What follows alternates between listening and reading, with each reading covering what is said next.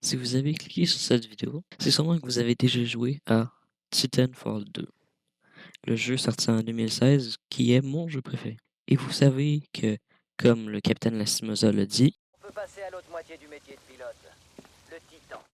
le Titan est l'une des façades primaires dans la saga des jeux Titanfall. Que ce soit dans Titanfall 1 ou Titanfall 2, campagne ou multijoueur, on est tout le temps en train d'utiliser un Titan. Il y a des sections qui sont faites plus pour le Titan, plus pour le pilote. Et moi, je me suis dit, ici, on essayait de faire le jeu, les 9 niveaux de la campagne de Titanfall 2, sans jamais, ou le moins possible, utiliser notre Titan BT. Alors, Titanfall 2 est un jeu qui a effectivement été fait de beaucoup de différentes manières, comme une vidéo que j'avais regardée de Lynx qui essayait de faire Titanfall 2 sans jamais courir sur les murs, qui est elle aussi une façade primaire de Titanfall 2, qui est littéralement l'un des mouvements premiers qu'on apprend dans le jeu. Alors, en premier lieu, qu'est-ce qui fait ce défi difficile? Ça va être effectivement toutes les zones où est-ce que ce sont des combats et les boss qui sont faits pour être en tant que titan.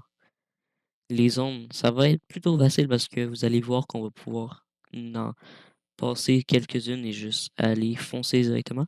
Mais pour les boss, comme Viper qu'on voit juste ici, ça va être plus compliqué. Parce que les boss, on est obligé de détruire le titan du boss principal dans le combat pour passer à la suite. Et ça, c'est un problème. Parce que tuer un titan en tant que pilote, c'est très difficile si on n'a pas l'équipement approprié.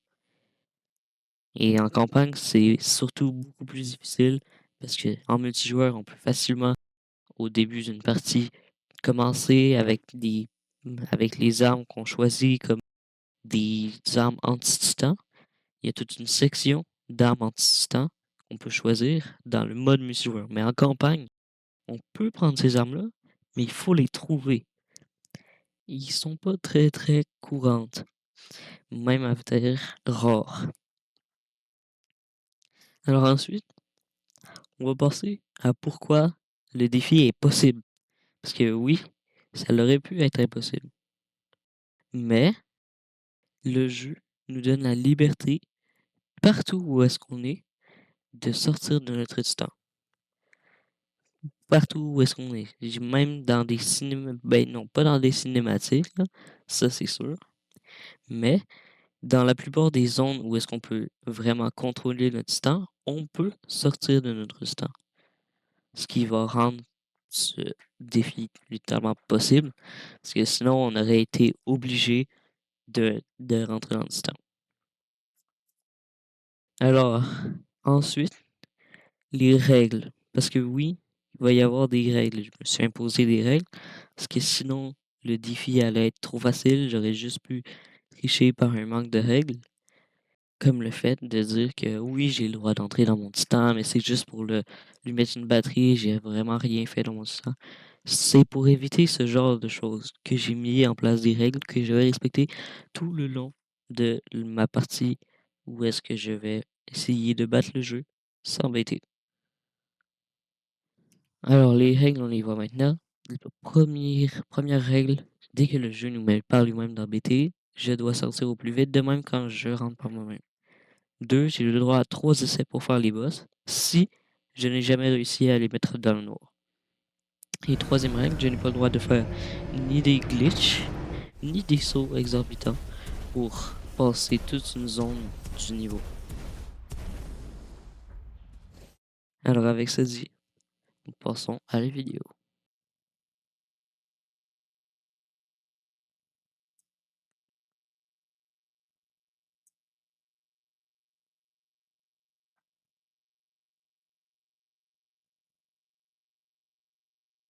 J'adore encore cette intro. C'est l'une des meilleures intros de jeux vidéo, à mon avis. Et pas juste parce que c'est mon jeu préféré, parce que ça nous révèle et le titre du jeu, et ça fait une très belle transition en la situation. Donc, nous et tout notre équipage du MCS James McCallan, le vaisseau dans lequel on était, qui s'écrase sur la planète Typhon.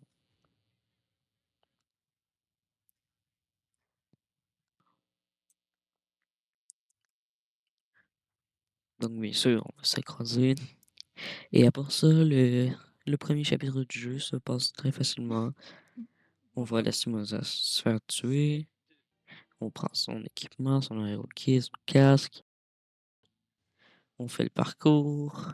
Et on revient avec BT et les batteries. Puissance optimale. Et c'est à ce moment-là qu'on va voir à quel point le titan est important dans les jeux Titanfall. Embarquez quand vous serez prêt. Parce que on est obligé d'embarquer. C'est dans l'histoire. C'est la première fois qu'on va embarquer de ce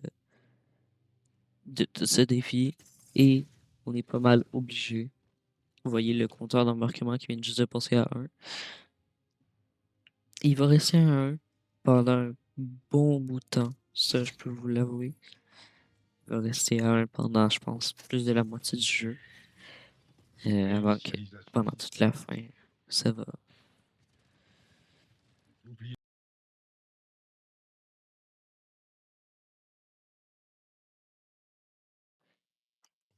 Où est-ce que ça va tout se compacter,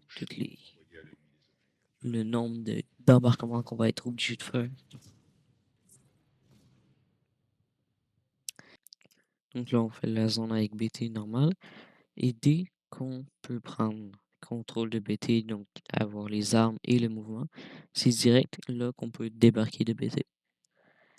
Comme la première règle nous dit, dès qu'on peut sortir de BT, on doit sortir de BT.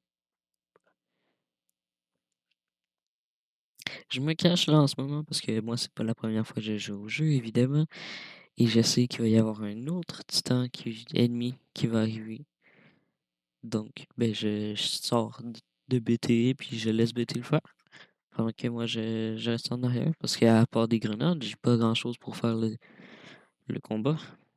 Et surtout, on voit aussi que c'est la première fois que moi je le réalise, là, mais quand on sort de notre résistant, les autres titans ennemis, eux, ils attaquent pas BT. Ils nous attaquent nous. Qu'on soit dans BT ou non, ils nous attaquent nous. Donc, entre BT et le pilote, ils vont prendre nous, le pilote.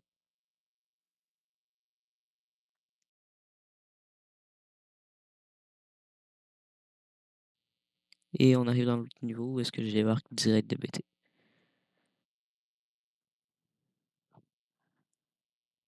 Donc là, notre premier vrai combat contre des titans. Un très très gros combat. Où est-ce qu'on va y avoir peut-être une dizaine de titans, je pense. Mais BT va pas être tout seul, il va y avoir de l'aide. Parce que je l'ai pas dit aussi, mais si BT meurt quand on n'est pas dedans, lui, c'est fini quand même. Donc ça nous ramène à l'autre sauvegarde d'avant. Parce que le jeu nous laissera pas BT mourir. Ça va être ça le plus chiant dans les combats de boss. Parce que les combats de boss, il va sûrement y avoir, il va tout le temps y avoir plusieurs titans. Enfin, dans presque tous les combats de boss, il va y avoir plusieurs titans. Et BT peut pas prendre plusieurs titans en même temps sans se faire tuer. Donc, c'est pour ça que je vais devoir l'aider.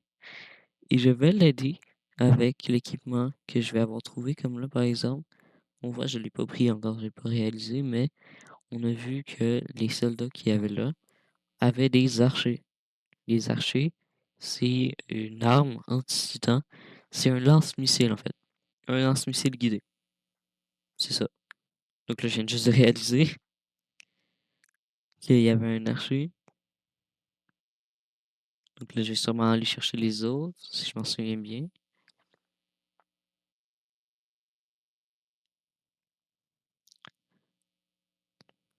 Ouais, faut vraiment faire attention, là.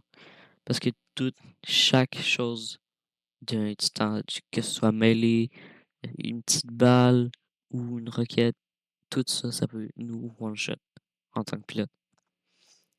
Là, j'ai direct passé à la zone après parce qu'il y avait pas d'embarquement et m'appelez pas de tricheur parce que j'ai l'enregistrement pour le prouver que j'ai pas embarqué dans BD. Donc là, on arrive direct à notre premier boss qui va être Kane. Kane est un boss plutôt difficile dans ce défi-là, surtout parce que il est pas tout seul et il y a beaucoup de vie. Parce que Kane, c'est un titan Scorch. Et les titans Scorch ont, je pense, 5 barres de vie, mais lui, il y en a 5, je pense. Ouais, il y en a 5, si je me souviens bien. Donc là, j'ai trouvé un moyen direct d'arriver dans la loading zone, la zone de chargement, où est-ce que ça va nous mettre avec Kane dans la même salle que lui. Et heureusement qu'on peut les activer en tant que pilote parce que sinon, à chaque combat de boss, j'aurais dû euh, être en tant que titan pour activer les zones. Donc là, j'ai direct passé à l'essai où est-ce que ça marche, où est-ce que j'ai réussi. Parce que ben, j'ai pas envie que vous voyez genre tous les essais que j'ai faits. Donc, dans tous les combats de boss, je vais juste vous montrer l'essai qui a réussi. Parce que c'est déjà une vidéo de 37 minutes. J'ai pas envie de l'éterniser non plus. Et bien que j'ai raté mes archers plusieurs fois, j'ai réussi quand même à faire des bons dégâts. Et vous allez voir que avec le gameplay incroyable de BT, on va réussir à les battre les deux.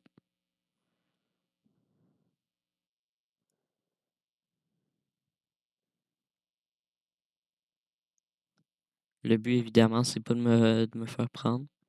Et vous voyez que les zones sur les titans ennemis, il y a des zones qui sont un peu rouges. Ça, ce sont les points faibles. Les points faibles des titans, peu importe tu les tires avec quoi, ça fait des dégâts. Sauf que sont surtout vers l'avant, les points faibles, dans la plupart des cas. Et ça, c'est un problème parce que si tu t'en vas vers l'avant, le titan ennemi va sûrement te voir. Et en tant que pilote, il te fait mal, très mal, très très mal. Il one-shot, comme je l'ai dit, là, les titans ennemis one-shot. À part le bouclier thermique, apparemment, le bouclier thermique, il one-shot pas. L'électrofumigène non plus, j'imagine. Et donc là, pour ceux qui se demandaient, oui, j'ai radio, mais dans tous les autres essais que j'avais fait, j'avais pas radio. C'est-à-dire que je savais pas qu'on pouvait radio des titans ennemis dans la campagne. Moi, je pensais que c'était juste un multijoueur, mais non. Donc, c'est une technique qu'on va utiliser beaucoup parce que ça a pas besoin d'armes. Et là, je me prends un petit screamer. Là, on avance dans le niveau parce que là, on est rendu dans l'abysse. Je l'ai pas dit, là. Avant, on était dans Infinite Echoes, on a battu Kane. Là, on est rendu dans un autre niveau. Ça s'appelle Dans l'abysse. J'ai passé le premier parce que dans le premier chapitre, je veux dire, c'est ça. Dans le premier chapitre, il y avait aucun embarquement. Donc là, on est direct rendu dans le troisième, je pense. Ouais, dans le troisième. Parce que là, on va expériencer notre deuxième combat de boss, qui est H. H était vraiment du gâteau. C'était vraiment pas dur. Euh, Même avec l'équipement que j'avais là, même sans. En fait, ce que je veux dire, c'est que même sans l'équipement que j'avais là, l'archer et le PG que j'avais là, j'aurais pu la battre. Bah oui, même sans rentrer dans BT. C'était vraiment facile, surtout parce que ben, c'est un titan ronin. Les titans ronins ont moins de vie. Donc elle avait juste 5 barres de vie et du bouclier, comparé à Kane qui avait genre 7 ou 8 barres de vie, je pense, avec du bouclier. C'est pour ça que Kane était si difficile. Il y a des boss fights qu'on va être obligé d'utiliser notre titan malheureusement, mais pas, pas H, ni Kane.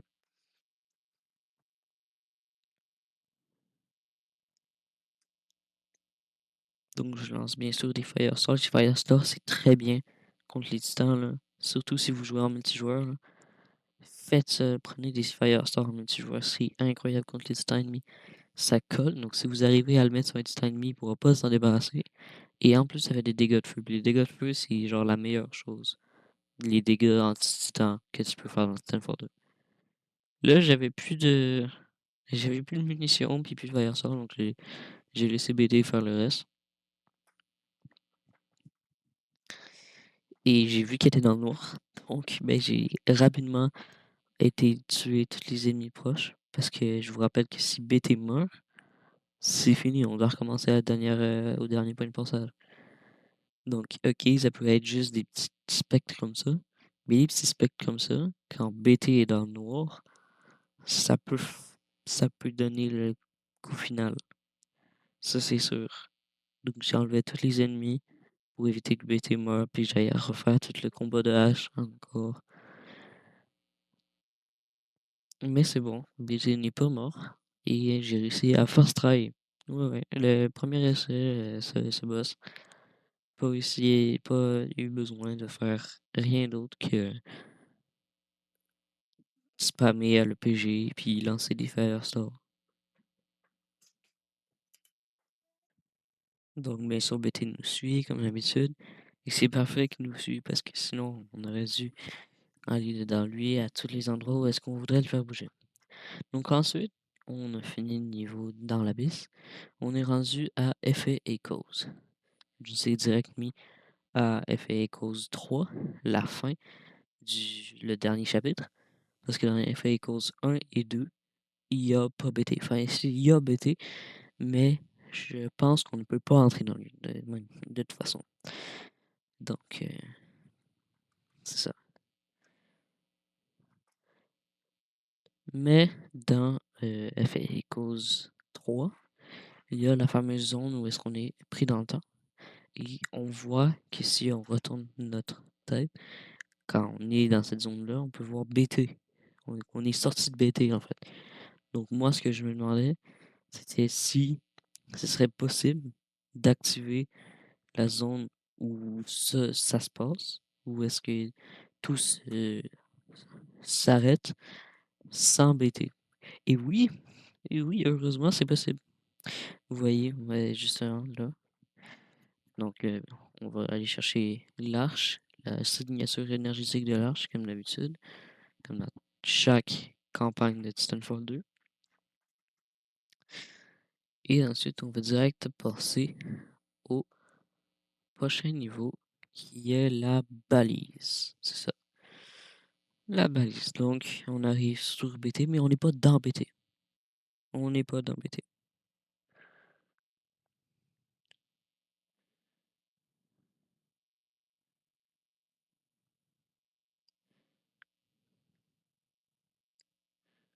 Donc, on avance tranquillement.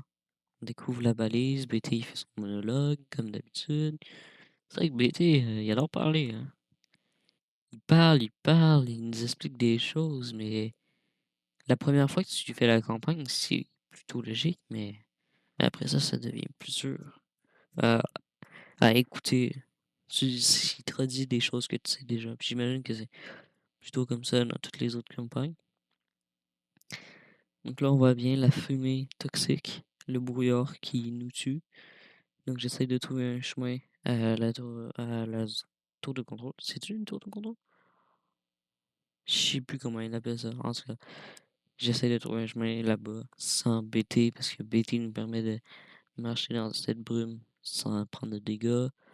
Mais nous, on passe direct sur le mur tellement on est fort. Et on finit le combat. On essaie de réactiver la balise après avoir trouvé le générateur.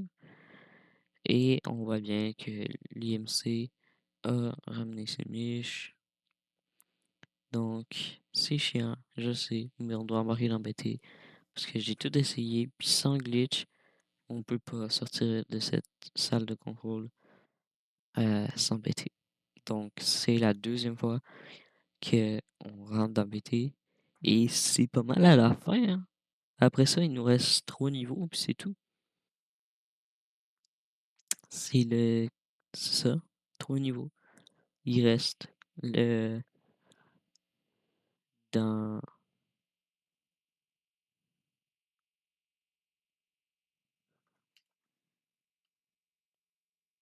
je sais plus c'est quoi le nom.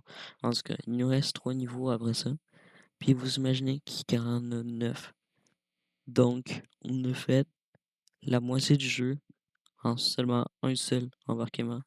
Puis l'autre moitié du jeu, genre la plus petite moitié, va être 4 embarquements. Si vous vous demandez pourquoi je frappe le faucheur, c'est normal. J'haïs les faucheurs. J'haïs les faucheurs. Ils sont chiants. En tant que pilote, ils sont chiants parce qu'ils sont trop forts pour être tués, genre normalement, comme des normaux soldats. Puis en distance, ils sont trop chiants parce qu'ils laguent des tirs, c'est des explosifs, ça fait pas mal. Et c'est dans ton chemin. Ça fait pas tant de dégâts que ça, mais c'est dans ton chemin. C'est pour ça que j'ai les faucheurs. À chaque fois que j'en vois un, je suis obligé de le tuer en premier. Donc, on vient de terminer le combat et on va devoir se catapulter. Donc, comme je l'ai montré pendant que j'expliquais les règles, il y a un saut là qu'on peut faire pour aller directement en haut de l'antenne sans avoir à se propulser puis à faire tout le chemin. Mais, comme la règle le dit, ben, j'ai pas le droit de faire ça. J'ai pas le droit, c'est interdit. Donc, on va se catapulter avec BT et on va faire toute la section d'escalade que le jeu veut qu'on fasse pour nous donner les dialogues entre Blisk et Sloane. Donc, on se lance, on arrive sur la petite plateforme et on fait le chemin normal. On arrive jusqu'en haut. Pas d'embarquement, bien sûr, c'est trop facile. On remplace le module et on tombe. D'ailleurs, il est passé où ce module-là? Le module. Hmm, bizarre. On tombe. BT nous rattrape. Un beau pouce. Lui aime ça, lui. Fait un pouce. Ouais, voilà. Parfait, ça. Ah, non, non, il nous met dans BT. Bien sûr, quand le jeu nous met par lui-même dans BT, je vais pas le compter. Pourquoi? Parce que ben, ça, c'est pas dans le défi. Le défi, c'est de savoir si on peut finir le jeu sans avoir besoin de BT. On n'a pas besoin de BT. Enfin, du moins, on n'a pas besoin d'embarquer dans BT. Donc là, on a le combat contre Richter, le boss. Euh, euh, Richter, qu'est-ce qu'il y a à dire sur Richter? Ben, il n'y a rien vraiment à dire, hein. Il était plutôt mid. C'est vrai que ce boss-là était plus facile parce que ben, j'étais bien équipé, j'avais un fusil à charge, j'avais un lance-grenade magnétique, des Firestar, puis BT, oui, j'avais BT. C'était plutôt facile celui-là. Quand je disais dans les règles en noir, là, c'est ça, là. C'est quand ils sont sur le bord de mourir, qu'ils sont à leur dernière bord de vie, là. C'est ça que j'appelle le noir. Donc si, dans les 3 essais, j'ai pas réussi à le mettre une fois dans ce noir-là, et dans cette zone de vie-là, j'ai pas le droit de faire un 4e essai. Si, par contre, j'ai réussi à le mettre dans le noir, là, j'ai le droit de faire autant d'essais que je veux. Si je veux arrêter, j'ai le droit aussi, là. Je peux juste abandonner. Vous allez voir que j'ai pas abandonné. J'ai pas abandonné nulle part. J'ai essayé des millions de fois les zones où est-ce qu'on était supposément obligé d'utiliser BT.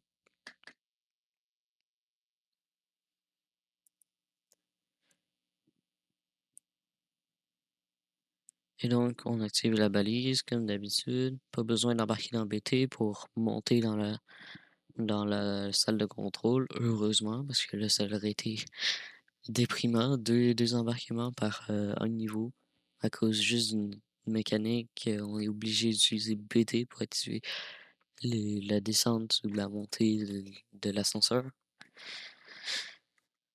Ça m'aurait déçu. Donc ensuite, on met la petite cinématique. Et on passe au prochain niveau à travers les flammes, qui est probablement le niveau le plus dur euh, en tant que pilote, qui est supposément impossible. J'ai essayé. J'ai essayé pour de vrai, là. J'ai essayé vraiment beaucoup de fois, ok, mais il n'y a rien à faire. Le niveau est trop dur pour que je le fasse. J'ai tout essayé. Ok, j'ai essayé tous les chemins, tous les équipements. J'ai essayé même d'essayer d'attaquer avec BT, mais genre de faire avancer BT à un endroit pour qu'il attaque l'ennemi que je veux, comme ça change. Voyez, comme des choses comme ça. J'ai essayé, j'ai tout essayé. Et c'est possible, ce serait possible parce que tout est activable en pilote, mais c'est trop dur, c'est trop dur. Moi, j'y arrive pas. Vraiment, c'est beaucoup trop dur. Donc, ben, on est rendu à notre troisième embarquement, malheureusement.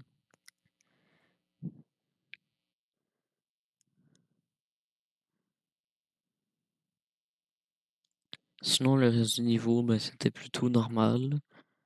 Comme j'étais entre titans, ben, j'ai essayé de quitter mon titan à la mi-zone après le premier gros combat. Mais j'ai pas réussi non plus. Il y avait beaucoup trop de titans, de faucheurs. Il y a beaucoup trop de trucs.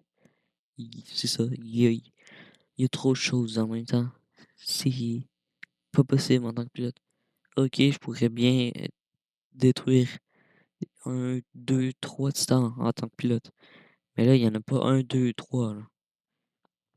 En tout cas, ici, j'ai réussi, après quelques essais, à trouver un chemin où est-ce que je pouvais finir le niveau en tant que pilote. Donc ça respecte les règles. On finit ce qu'on peut finir en pilote. Voilà. Ça a l'air simple vu comme ça, ce petit trajet-là, mais c'est très dur. Surtout à cause des Scorch. Les Scorch ont un aimbot que j'ai jamais vu avant. Ils me tuent, mais dans les airs, à travers des, à travers des murs, ils me voient. Bon, en tout cas, on arrive à l'arche et au combat de Viper, où est-ce que j'ai tout essayé. J'ai tout essayé aussi. J'ai essayé juste de revenir en sniper, en arrière, je veux dire, pour essayer de sniper les titans. Sauf que ça marche pas. J'ai pas l'équipement pour faire ce boss-là parce que je sais pas pourquoi. Ça m'a remis à un équipement. Ah non, mais je sais pourquoi en fait. Mais oui. Ça m'a remis au Spitfire et à l'archer parce que au début du niveau, t'es obligé d'avoir un archer. Le Spitfire, ben, c'était juste pour te le faire jouer. Donc avec Viper de détruit, on peut direct sortir de BT et faire le catapultage vers le Draconis. Mais ah ouais, j'ai passé ça, c'est vrai, j'ai passé ça, mais on arrive direct à à l'endroit où est-ce qu'il y a l'arche. Donc là, on se rend compte, comme d'habitude, qu'on peut pas prendre l'arche. Donc on va essayer de la mettre dans BT par nous-mêmes. Puis on va réussir à la mettre dans BT par nous-mêmes. Ça va mal tourner. Pourquoi? Parce que ben, le vaisseau était en train de s'écraser, puis on n'a pas eu le temps de sortir.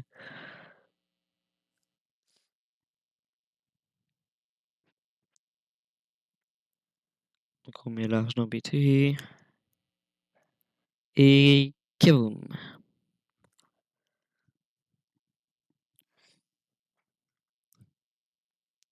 C'est bizarre à dire, genre, ce qui s'est passé là, parce qu'il y a eu une explosion, mais on sait pas ce qui a explosé. Et certaines personnes pensent que c'est le moteur, puis c'est très logique parce que le vaisseau s'est écrasé juste à côté, juste après. Puis ouais, c'est vrai que ça ferait du sens.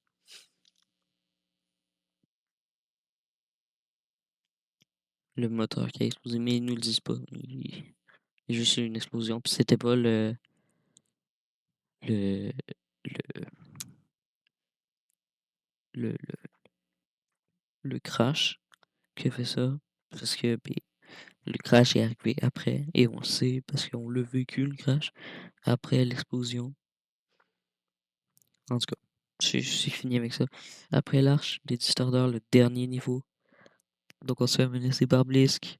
Il récupère l'arche, malheureusement. On récupère de l'équipement et la mémoire de BT.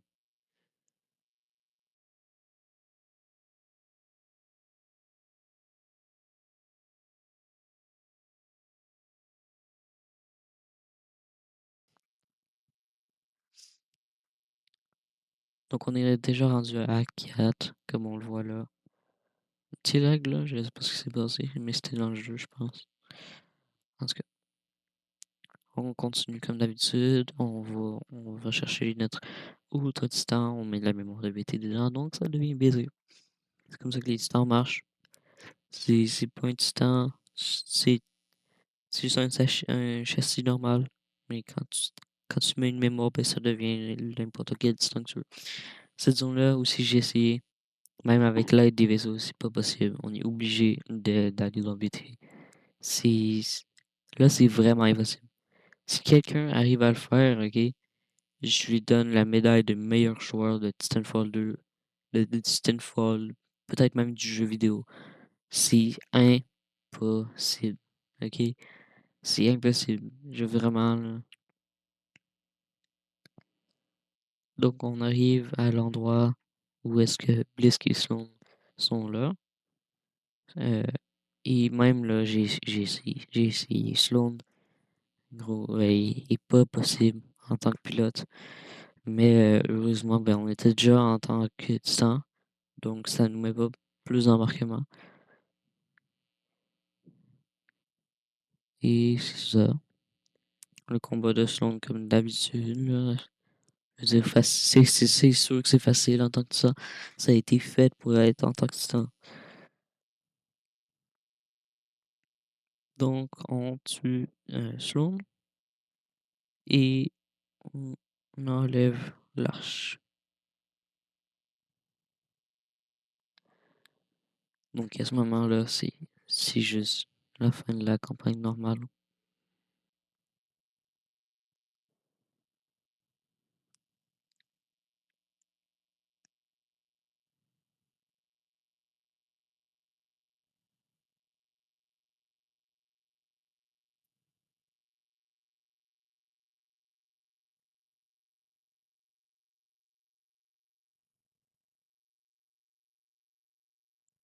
Et là, il y a Bliss qui revient. On a tué tous ces hommes.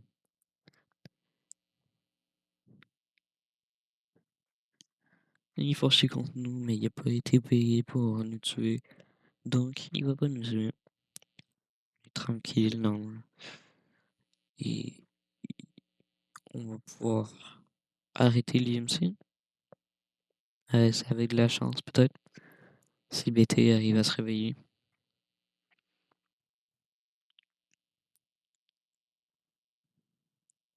Et je pense que c'est la dernière fois que les prédateurs se font recruter par l'IMC parce que la relation qui vient de s'être fait avec Mordor puis Blisk, c'est un peu toxique. Donc là, BT a une idée, on suit son idée, on l'amène dans l'injecteur.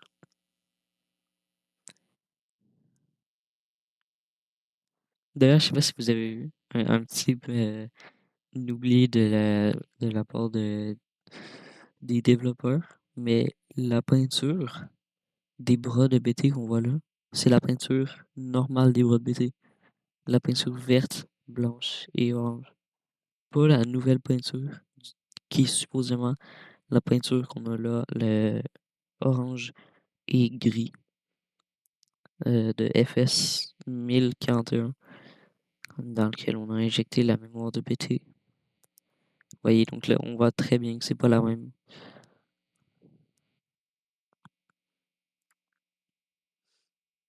Toujours triste, hein. Toujours triste cette fin. BT qui meurt. C'est. Tout le monde était triste à la fin. Moi, l'un de mes amis qui joue à Titanfall 2, Zani, tout le monde était triste.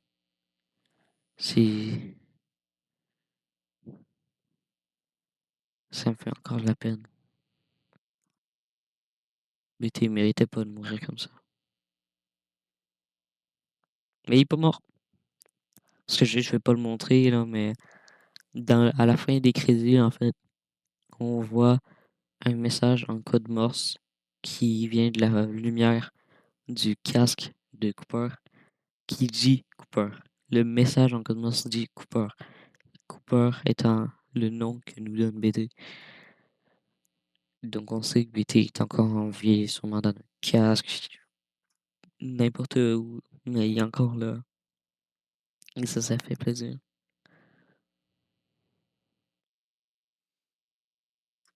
Donc Typhon est détruite, mais c'est peut-être pour le mieux.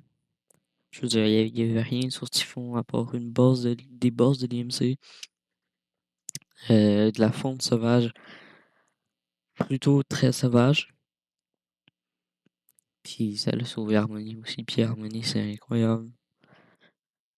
Elle doit être grande la planète parce que pour être le QG de la milice et le foyer de millions de personnes, ça doit être très grand. Sûrement aussi grand que la Terre.